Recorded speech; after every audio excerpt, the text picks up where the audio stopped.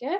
So yeah, basically, as long as we're talking about topics that all of you guys feel are relevant, stuff that's going to help you along your journey, it doesn't matter really, kind of like what the particular topic is one week, but I'll just make sure that we keep doing them. And what's come up a few times, especially with the boot camp guys, is about, how to deal with having stuff going on at the weekend, like having social events, or what to do if they need extra calories on a weekend, that type of stuff. So we've talked about it in the past, but I do think it's a really good one to kind of do again every so often, so that new people get the chance to hear it as well. So, has anybody, I know some of the guys who worked with me a bit longer, my one-to-one guys will have heard of it before, but you boot camp guys who haven't worked with me, have any of you heard of the term flexible dieting before? No? Okay, that's fine. It's not something that I would expect you to have heard of, but basically, when it comes to having like weekend events, you don't have to be weekend events, just like social events where your kind of like caloric intake needs to be flexible. Flexible dieting basically allows you to do that. It allows you to flex your calorie intake as and where you need it. So I'm just going to get some slides up. I'll talk through the slides, but I won't probably kind of stick to them too much. And I do want you guys to ask questions, that are relevant to your specific like experiences or your kind of situations, so that it's making the most of this weekly webinar. Right, so let me just get this up. This is really well timed because it's my birthday next week. Oh, is it? Oh, bless. Yeah, on Wednesday. Anything planned? Yeah, I do. I was actually going to ask you, but then I saw that you put in the chat about obviously tonight's webinar, so I thought I'd wait until after. Yeah, no, that's absolutely fine. I mean, what we'll do is we'll talk about flexible dieting and the general approach and everything, but then there are going to still be some like differences, if that makes sense. And the one thing I'll say is, when you guys have got like social events going on, things that are a bit more special, we treat them on a case by case basis as well. So just like Keisha did with her festival, just let me know what you've got planned. If you've got something planned during the week, you guys all have been doing anyway. And then we can kind of discuss it on like a bit more of a case by case basis. But this is stuff that you'll want to know for, after the 8-week period of being in the boot camp. It's stuff that's really useful for you to have knowledge of anyway. And then you can apply some of it potentially whilst you're in the boot camp as well. So flexible dieting, it's exactly what it says on the tin.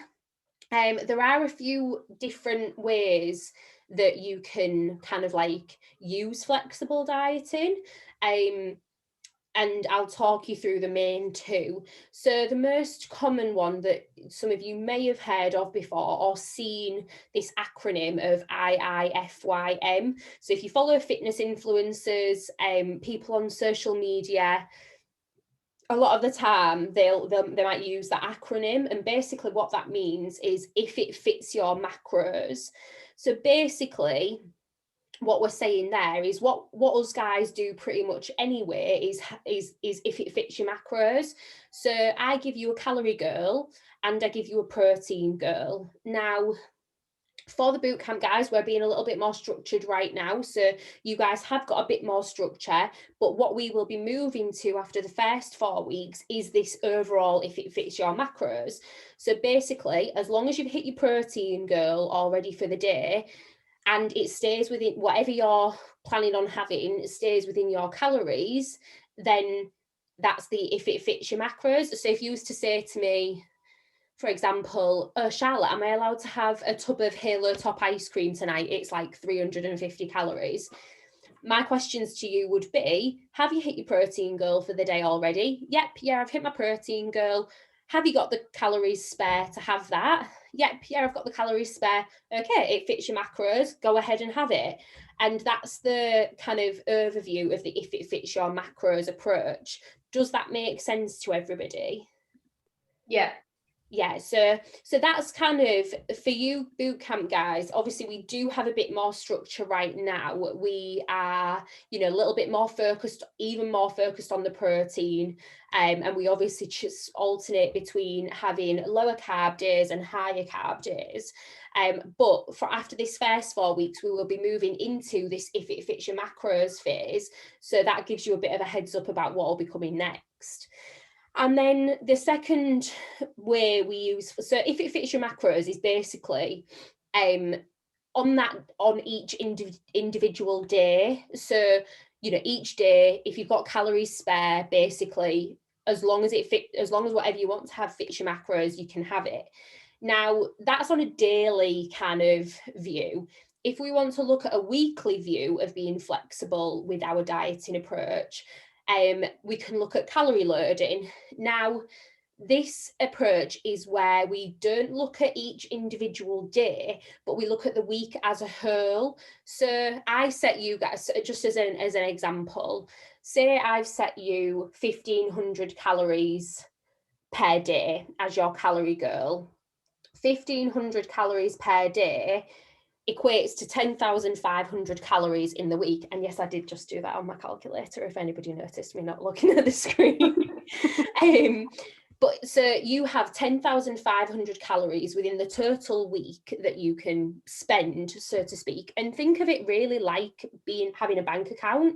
So you've got a set amount of money you can spend in the week, and you choose how you spend that money. So this is where it really becomes important for social events and stuff like that. So you know that you've got something on at the weekend. Say, for example, you're going out for a meal. You know that 1,500 calories for that particular day isn't going to be enough. But you know that also during the rest of the week's really quiet, you know, you're just at work, you're not really doing anything.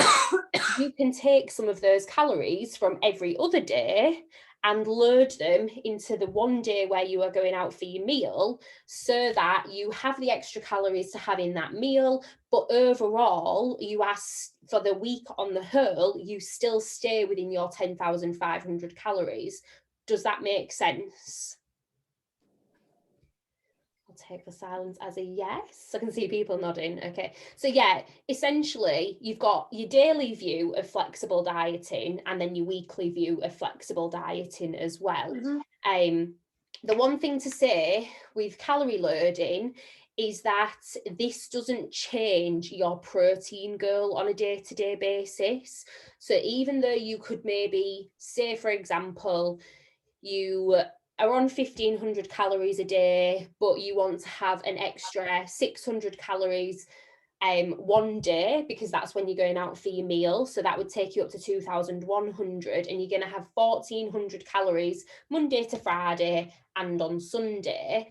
The only thing that doesn't change is your protein goal. So just because you are having less overall calories, you still need to have the same amount of protein every day as you would do if you was having the 1,500 calories. Again, does that make sense?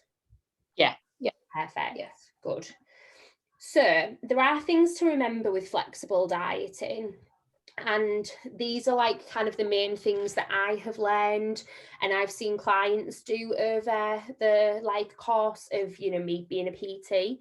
So just because it's flexible, it doesn't mean that there's zero structure. You do still have to count your calories. You do still have to track your meals Monday to Sunday for it to work.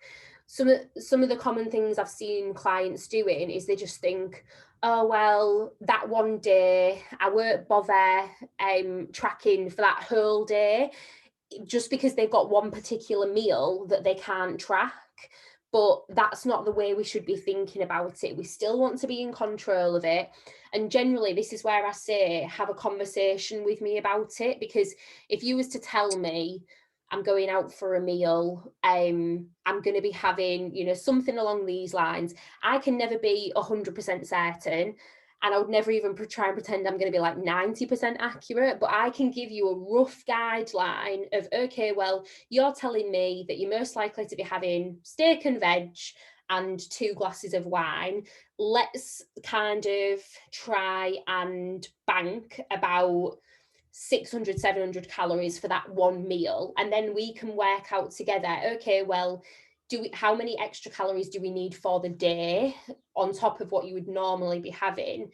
So that means that even if you can't track that particular meal, you know how many calories you should be having in the rest of the day to allow for that. Does that make sense? I'll keep asking if it makes sense, just because I don't like to rush too far ahead. So that's number one. Just because it's flexible, it doesn't mean there's no structure. You still have to count your calories Monday to Sunday for it to work. You are still responsible for monitoring the balance of food. So this is just kind of expanding on what I just mentioned about protein. It's still like your responsibility to make sure that you're getting the right balance. So even as you are going out for like a meal or something, you know, we still want to be considering for the rest of the day, have you eaten like a good balance? Have you got your veg in? Have you got a good balance of your carbs and your fats? So you want to make sure that, again, just because it's flexible and just because it fits your macros, like make sure that we're still getting that good balance. One of the things that they actually taught us in the PT course when I did my qualification is the Eat Well plate. I don't know if any of you will remember it, but basically we all got taught it at school, and it's the plate and it's got everything divided up onto it, like vegetables, fruit, oils and fats, protein. And genuinely, that is what we are kind of coached on, like we are educated on, again, to coach as PTs. So just keep that in mind, like, are you getting a good balance of vegetables every day, fruit every day, all that type of stuff. And with regards to flexible dieting, the third one is that it's not right for everybody. So as much as you would assume that flexible dieting sounds like it's, you know, this amazing way to do it, there are some clients who you really do have to be kind of comfortable with it, kind of controlled and structured. And for some clients, it just really isn't suitable at that particular stage that they're at. And there isn't anything wrong with that. But equally, if you or I recognise that we don't think it's working for you, then that's okay. It's just to say that, you know, that kind of flexibility, you might not have reached the stage where you feel comfortable having that much control over it. You know, some of my clients have done it before, so they're really good with it, and, you know, they feel kind of really comfortable with it. Other clients, when we give them too much flexibility at the start, you know, it just kind of confuses and overwhelms them a little bit, and that's okay. So just be aware that, you know, you can give it a go, and if it doesn't work for you, don't feel like you're doing something wrong. You know, there's always going to be some people who it's not right for. So I've put in here an example of using flexible dieting, and this is basically what I talked about before, so I won't go into this in too much detail, but essentially, this Hannah, who I've done the example of, her calories are set at 1700 calories a day with 120 grams of protein. She's got a meal coming up that she wants to go out for, but she still wants to stay overall on top of her program. So this is the main bit, discussion with the coach. The coach recommends she allows an extra 1,000 calories for that particular day. So instead of having 1,700 on that day, she has 2,700. And here's like where it gets a little bit more mathsy. So your total calories for that week would add up to 11,700, and she'll be having 2,700 of those on the Saturday. So that leaves her with 9,200 calories for the rest of the week, which means that Monday to Friday and Sunday, she'll have to have around 1,500 calories a day to stay within her total for the week. But it doesn't have to be every single day has to be exactly the same. Like, this is where it gets really flexible, because as long as you are hitting those calories, those total calories within the week, you can really be flexible. But that's where I was saying it can sometimes not be right for everybody, because that flexibility can be a little bit hard to manage when you're not used to doing it at first. obviously the more advanced and the longer you've been tracking and all of that type of stuff, it does get a lot easier to do, and you can kind of think in this mindset. And then at the very end, obviously I've put her protein has to stay the same every day, even though her calories drop. So obviously that means that you take away other things. You take away maybe snacks or carbs, you know, like your portions change maybe from having like carb side to I say carb, obviously vegetables are carbs as well, but from having like rice to having something like veggies, as your ways to reduce your calories. You don't ever substitute the protein element. The protein element should always stay the same. And just something here that I've obviously talked about again. So sometimes I'll call it like weekend calories, because weekend calories are different to during the week.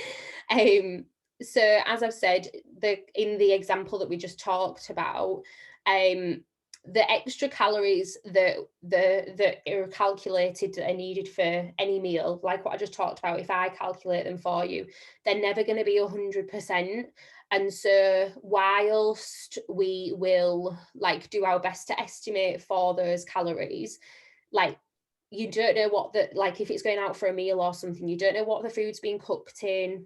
You don't know how much oils have been used. You know, you don't always know what's in the sauces and stuff like that. So it will never be 100% accurate. And the things that we want to consider is that whilst like you're in your 8-week program, it's totally okay to have these events, but we have to be mindful of the fact that, you know, we can't estimate for them 100%. So there is always a risk that it's going to slow your results, shall we say. And that isn't to say that you shouldn't be going and doing it, especially at the minute. Like, I know probably most PTs would be saying, oh yeah, just don't do it. I'm not that type of PT. Like, I'm not going to tell you don't have a social life, but I want you to be aware that the more social events that you have going on, and the more or the less, should I say, tracking accurately that you're able to do, that is going to create a bigger risk that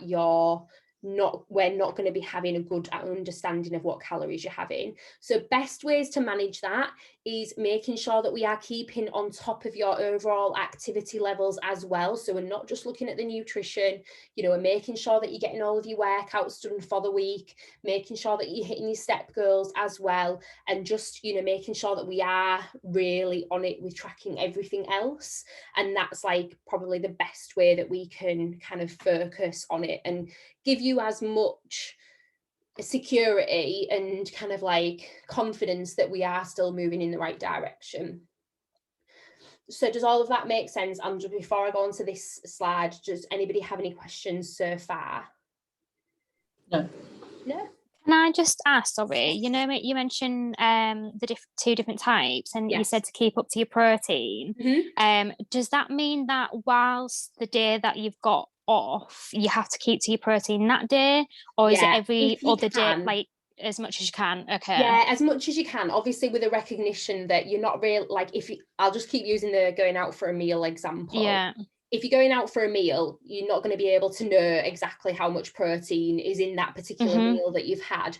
But what I always advise clients to do is try and load as much of their protein into the rest of the day as they can. So for example, we'd talk about, just as an example, we talk about maybe if you have a protein shake in the morning and you usually just put 1 scoop in it, that you put 2 in it instead. And then you have, you know, like a protein-based snack and a high protein lunch. And then maybe another protein-based snack. So then when it comes to your evening meal, if you want to have something that's not like really high protein, it doesn't matter as much, because we've tried to get as much protein in earlier in the day that we can. Does that make sense? Yeah, definitely. Thank you. Yeah, so you want to keep on top of it every other day anyway, but you also want to try and keep it a focus on the day that you've got the extra calories. So like what I've talked about with you guys before is when you're going out for a meal, try and pick like a protein-based option.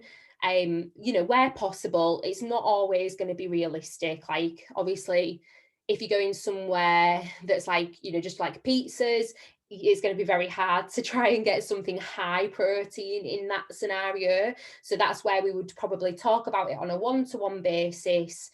We discuss where it is you're going, what it is you're having or planning on having. If there's a way we can get something high protein in there, if there isn't, then we just focus on it for the rest of the day. Or if it's like somewhere where you're going and you just say to me, yeah, I really don't want to have that tonight, and that's okay, because at the end of the day, like I keep saying, we've all been locked up for the last year. I'm not about to tell you that you can't go and enjoy yourselves, okay?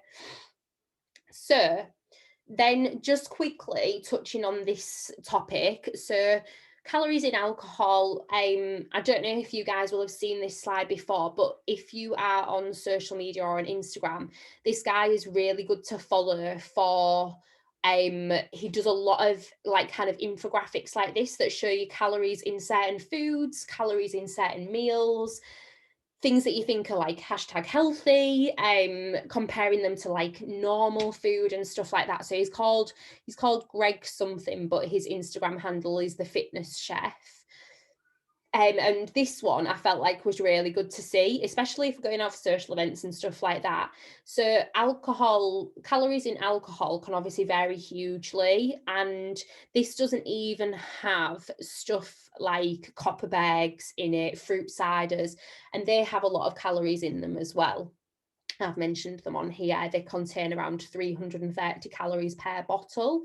And if you go into like a barbecue or something and you take like 4 bottles of Copperberg to have, that's like over 1,000 calories just in drinks. So, whilst you're on this 8-week program, not saying you can't drink, but having that awareness, as we always say, is the best way to go about it. So things like the best swaps that you can make are to spirits with diet drinks. Somebody, I think it was an old client, she had gin with flavoured water. Now, I've not tried it myself because I've been pregnant ever since I found out about this, but she said it was just like having gin and lemonade, which is always a good option. So if anybody does try that and enjoys it, please let me know. I do that, and it actually is really good. Oh, have you? Yeah, it's really good. It's really amazing. Good. Aldi's flavoured waters are dead nice. Yeah. Oh, there we go then, guys. If you go into a barbecue, gin and flavoured water. But yeah, so the thing to mention on gin as well is that obviously flavoured gins are really popular at the minute, but they contain syrups, so they are going to be higher calorie than plain gin, just to keep you obviously fully aware. And yeah, it's just to show you really the difference between a 250ml vodka Coke, 165 calories, or a Diet Coke is 60 calories. Like, that's 100 calories difference, and it doesn't really matter so much when you're just having like 1 or 2, but as those drinks start to rack up, obviously that's where a lot of calories can go. So it's just so you've got that awareness. And then, so as I say, flexible dieting, obviously we've talked about it from a perspective of having social events, stuff going on, but even in a normal week, there doesn't have to be like a special event going on for you to use flexible dieting to your advantage. Obviously, if there's a particular day where you happen to go over your calories as a result of, just scenarios changing. For example, you have to, I've put the example in here, you end up having to stay at work late and somebody orders in a takeaway pizza. It's just one of those situations that you can't really avoid, or, you've planned to have like something for your tea, it's out of date in the fridge, so you have to go and grab something from the shop that's not really what you would have had and higher calorie. Those situations, we can use flexible dieting to help you still stay on track for the week overall.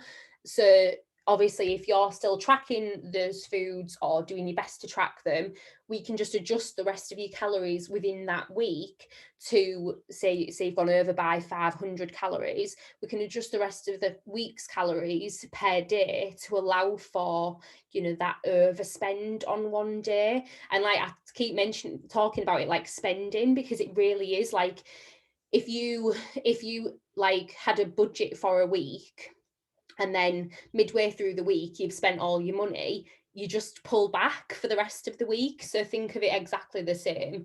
The only time that I don't advise to do this is if you've gone over your calories where it's come as a result of like what I've called an emotional trigger. So like you've gone through having a binge or something like that. That's the time when I don't want you to be adjusting your calories, because obviously something like binge eating, like a binge eating episode, or, you know, another emotional trigger that causes you to go over your calories, it's very emotional and it's psychological. And then if we was to say to you, right, you have to cut back all your calories for the rest of the week, it puts you into a negative cycle, and it puts you into feeling bad for even longer about the binge. Whereas the approach that I've always taken with clients is that we want to put a pin in it as quickly as possible and just move on from it. So obviously that scenario of like adjusting your calories for the rest of the week works, as long as it's not something that's come like as an emotional like connection, if that makes sense. And then it's the same about flexible dieting the opposite way. So I know some of you guys on the bootcamp have mentioned about struggling to hit your calories like Monday to Friday. So if you're struggling to hit your calories Monday to Friday, we've had a conversation, and, you know, like there's no different ways that we can do it. For one, you can use those you can kind of spend the calories within the same day, and, you know, kind of have something that you enjoy at the end, or you can bank them for the week and use them at the weekend. Does that make sense? I'm going to take silence as a yes again. Fab. So that kind of covers off the actual topic of like flexible dieting. Now, Keisha, I know obviously you've mentioned about having the Download Festival to go to. So in that scenario, that's one scenario where I would say even the flexible dieting approach isn't going to be right, because it is still like, it's a weekend thing. It's something that's like super special. And as the coach that I am, my genuine advice, because I've given the same advice to Charlotte as well, is to just enjoy that weekend. Don't worry about it for one weekend. You know, make some healthier choices if you feel like it, but I still don't want you to be spending your time at a festival, which is something that we've not been able to do in over a year now. Like, well, nearly 2 years, weren't it? Because there was no festivals going on at the end of 2019. That's the type of thing where it's something really special, and you should be able to just go and enjoy it, and then just focus on being planned and prepared for when you come back on the Monday, or, you know, come back on whatever day you come back. Just focus on getting back into it at that point. And as long as we are kind of keeping on with it for the rest of that time, yes, you're in an 8-week program with me, but your fitness journey, your health journey isn't going to stop after the 8 weeks. So you have to remember that, yes, it's a weekend, it's like a full weekend, but it's 3 days in 365 days a year. So, and obviously for all of you clients, even the ones who are, you know, just on the 8 weeks, I still want to be instilling in you positive behaviors around your lifestyle, so to speak. So if I was to say to you, okay, yeah, you're going to go to Download Festival and you are going to take a pack up with you, and you are only going to eat chicken and rice, it's not the right approach to be taking. So yeah, for something like a festival that is like a full weekend event, or like if it was a holiday, you know, something like that, my advice would be go, enjoy it, and let's just make sure that you are back on it 100% when you come back. Okay. Yeah, no, that's great. Thank you very much for that. That's okay. Does anybody have any other questions about flexible dieting, some situations that they have been in, scenario? Laura, did you have any questions around your birthday meal? So it's my birthday on Wednesday. On Wednesday we are going out for food. But I was planning Wetherspoons either for like breakfast, lunch, because I can sort of track that and keep that within my calories, and then Nando's on the night again because I can kind of track it. But on the Saturday, after my birthday, it's the first time all of my friends have been in this country because they've been like working abroad and things like that. So we've planned bottomless brunch, and we've planned to go out after and go for food and things like that. So I'm just a bit worried about it. I don't really know what's the best approach. So after just hearing what I said to Keisha about her Download Festival, what do you think I'm going to say to you to do? And you obviously know me because you've worked with me before. What do you think I'm going to say to you to do about the Saturday? I think probably the same, because the thing is as well, if I restrict myself, it'll just end badly and I'll end up ordering a takeaway and it just won't go very well. Like, I think you're doing the right thing for the Friday because you're recognising that, you've got 2 days. So even if you do end up going a bit over your calories on the Friday as well, it's still stuff that you can, kind of keep a general track on. Saturday, enjoy the day. It's your birthday. Like, we're not going to say don't enjoy your birthday, but then let's just make sure before the weekend, so like on Wednesday, Thursday, you've already planned out what you're going to be having on Sunday, even if it's different food to what you would have normally because you might have a hangover or something like that. Like, plan that day out, plan your food out, make sure that you have that plan for afterwards, because that's generally where I find that when it comes to being a bit more flexible, people kind of like don't think to still plan ahead for the time when they need to come back to it. So make sure you plan for Sunday, Monday, you've got your food in the fridge, you know exactly what you're going to be having. And that's the best way that we can get back to your kind of program without you feeling negative about, the Friday, Saturday, and 2, without then Friday, Saturday like trickling into like a full week or anything. Does that make sense? Yeah, thank you. Okay, no, but yeah, obviously it's a birthday, so could you imagine me being a coach where I'm like, nope, on your birthday I want you tracking your food? Okay, so there's a couple of questions answered. Does anybody have any other questions about flexible dieting that they want to ask me whilst we're on? I just had one question, which was the thing that's kind of got me over the past few weeks is unplanned stuff. Yes. So like if a friend just turns up or pops around, and I think last Friday, like a friend came around and we just went to the local pub for a drink, and I ended up having like a pint of beer. And that's fine because I'm still aware of stuff and I'm still tracking it. My question is, sometimes if I unexpectedly not go over my calories, but use my calories on something I hadn't planned to use them on. What I've been trying to do, and this does not happen very often, but what I've been trying to do is still stick within my calories, even if it means I don't hit protein for that day. And I just I feel like if I'm trying to lose fat, then that's probably the priority of the two. And I think I've probably said this to you before, but I just want to check that that's the right approach, because there's going to be days where stuff happens. Like, I'm in this for the long term and I don't want to, nobody wants to kind of stop normal life happening, and stuff like that's going to happen. So I'm not going to beat myself up about it, but I try and just sort of readjust on the day and think, well, I might not hit my protein, but I'll try and stick as close to my calories as possible.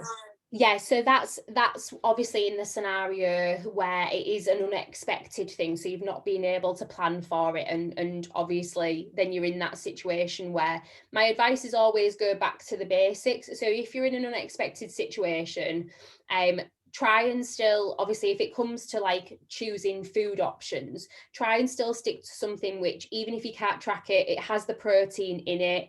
And then, if all else fails, then absolutely what you've talked about, Gemma, trying to then stick within your total calories is absolutely the best approach, because obviously when you are trying to lose weight, it's an energy balance, and calories are our measure of energy when we're talking about the human body. So if we can keep you within your calories, then that's something going to mean that we still know you've burned more calories than you've consumed. So yeah, absolutely the right approach to take. Lovely.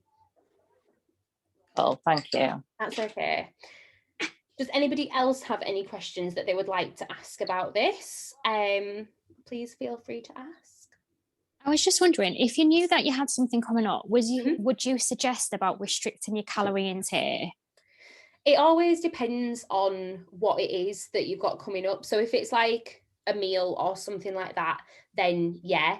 What's the scenario that you're thinking of, Keisha? Just as in, like, just kind of in the same situation, because I know if I'll be having quite a heavy weekend, like for the next couple of weeks, just maybe restricting my calories, like by 100 or by 50 calories. That option, and in all honesty, we absolutely can do that, but I'll always have like the individual client in mind. So if you feel comfortable with that and you don't feel like that extra restriction is going to cause you to, then like go through a restrict binge cycle, then that's totally okay. But my general approach is that I recognize that if we over restricting clients, it can sometimes have like an opposite effect. So it's all this is where it's hard, because you as an individual, one, you need to know yourself, like, and be real with yourself. Like if you was to go down to X amount of calories for that amount of time, do you really think that's something that you can manage? And if you like, yeah, do you know what, genuinely, I really feel like I would be okay with those calories, like I'm not concerned about it, then amazing, we can try it. And if like we tried it and you got like a few days in and you was like, do you know what, I thought I could do this, but I really can't, we just go back to your normal calories. So it becomes a situation of you need to know yourself, and two, for me as your coach, obviously I need to know you quite well as well to be able to kind of gauge whether I feel like that would be a good option or not. And that comes obviously from my side of it, at least anyway, it comes with working with clients for longer. So generally, that's why I don't recommend it, because a lot of clients that I haven't worked with for very long, I wouldn't know if that would be the right approach. And as I say, my overall plan is that even for you guys who are just on the 8 weeks, if you literally decide to stay with me for 8 weeks and then carry on your own, yes, within the 8 weeks, we've got a certain, kind of goals to hit and stuff, but your journey isn't going to stop at the end of the 8 weeks. Like, you're still gonna, my kind of like main aim for all of you as clients is that you'll still be calorie counting, you'll still be monitoring your overall like energy levels. And so when you take it out of just being an 8-week period and put it into like a lifestyle period, that's where it kind of like changes the perspective. Does that make sense? Yeah, no, that does. Yeah, thank you. No, that's okay. Honestly, it's really good to hear you guys asking all of these questions, because obviously as a coach, I can think of certain scenarios and I can think what you might want to know, but it's good to hear you guys actually thinking about different things that are going to be like applicable to you as individuals, because I'm sure that this conversation at the end has been really helpful for everybody else as well. So final call for questions. Does anybody else have any more that they want to ask? Mine's not a question as such. Go on, Charlotte. I've been thinking about for download. Sorry if you can hear my dog, she's trying to play. Right. So I've been thinking, normally when I go to a festival for a weekend, I eat rubbish in the morning, right, for breakfast. So what I've just literally spoke to Gary now about it, and what I'm thinking of doing is packing a big Tupperware tub of protein powder. Yeah. And then just taking that with me and having it for breakfast, because I'm still getting some protein in me and it fills me up, because I know that protein shake fills me up in the morning. Yeah, definitely. So like that's the type of thing that when I used to work away with work, when I used to work at Empower, that's the type of thing I would do, because I enjoy that type of breakfast anyway. It's something that is easily transportable. and actually it fits really well, you know, it's kind of like convenient and stuff. So that's like a really good thing to consider, definitely. Cool. Okay. Any more? I am genuinely like loving the fact that you're asking all of these questions, by the way. So if you've got more questions, please keep them coming. Okay, I think that we've gone through everybody now, haven't we? So that will round up our webinar for this week. I hope that you've all found it really useful. The main thing to take away is that this is education for you guys, not just for during the programme or time that you're working with me, but hopefully it's education and knowledge that you can take, you know, into the future, whether you're with me or not. If it is whilst you're with me, let's still always have the chat about it, you know, have a one-to-one discussion about what the situation is that you've got coming up. And I'll be more than happy to give you, you know, like the one-to-one guidance on it. But yeah, so I think that those are probably the main things really from me to just finish off. And obviously this will be recorded and shared into the group, into the members section as a recording. So if you want to come back to it and have another listen in the future, then it'll be in the members section. Okay, guys, I'll let you all go and enjoy the rest of your evenings. Thank you very much for all joining this evening. It's been really nice to have so many of you on. And take care, guys. Thank you. Thank you. Thank you. Bye. Bye.